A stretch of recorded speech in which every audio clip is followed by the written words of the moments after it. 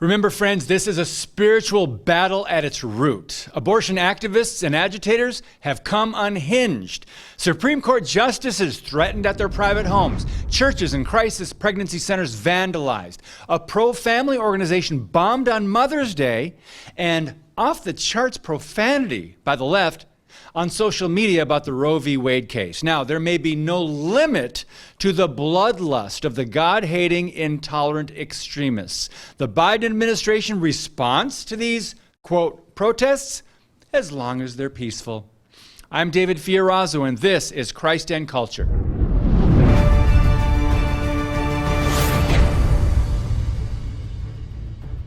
So a Christian friend of mine, Julaine Appling, is president of a pro-life nonprofit called Wisconsin Family Action.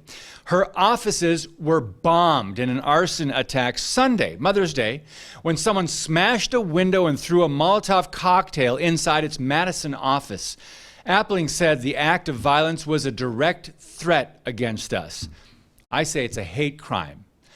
The message spray-painted outside the building was a threat and warning to those who believe the Bible and defend innocent life in mothers' wombs.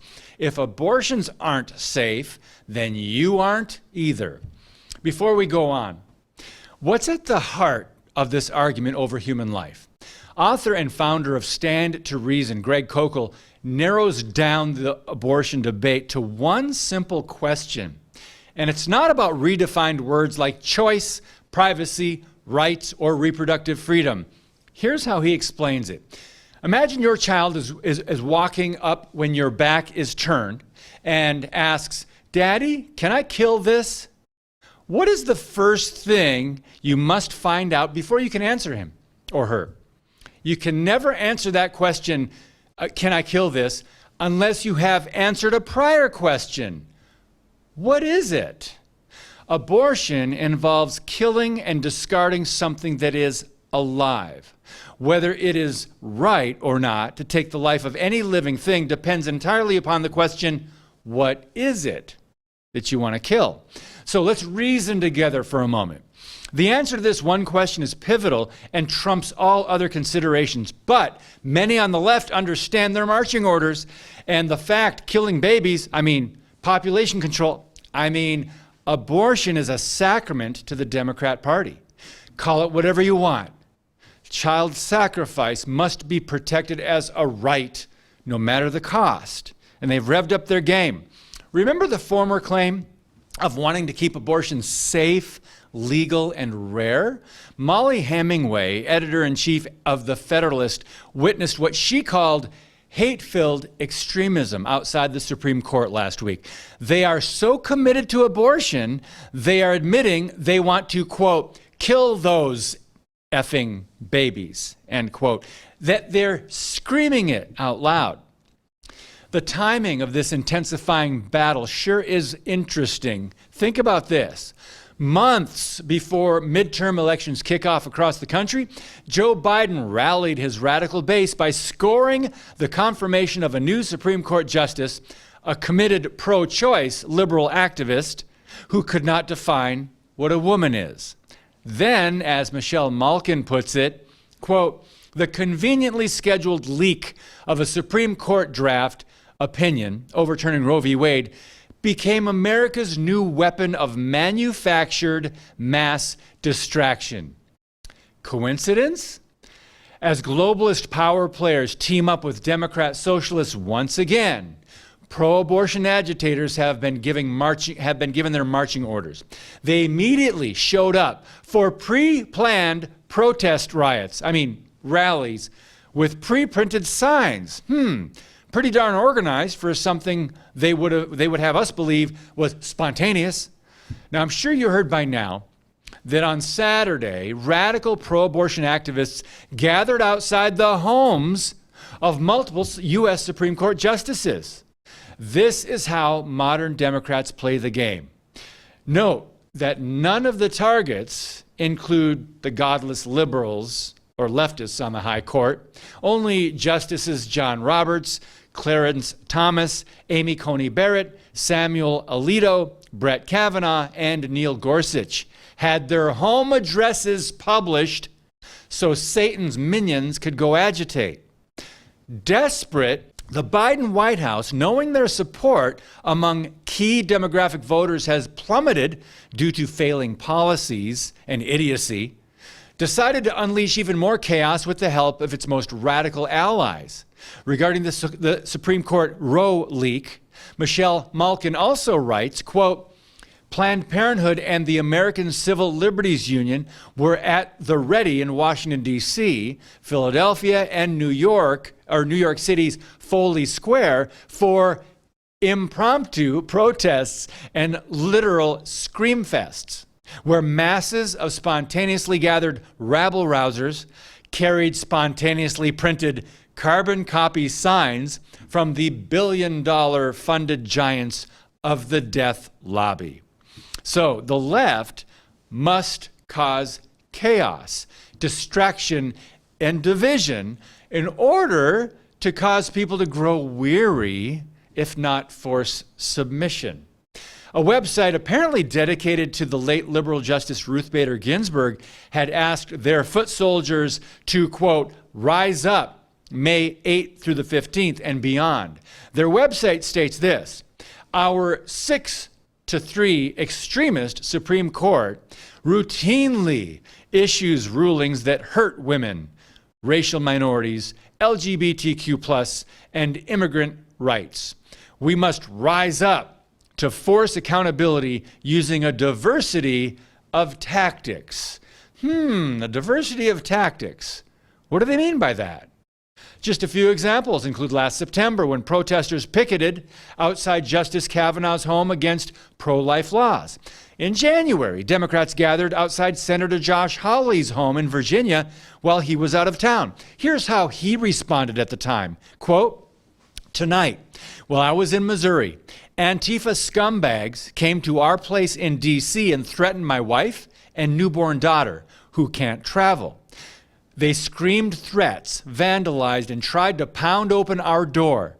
Let me be clear. My family and I will not be intimidated by left-wing violence. And that was a U.S. senator. Now we're talking about threats and intimidation of Supreme Court justices, and the White House refusing to condemn these protests outside people's homes. This is disgusting and un-American.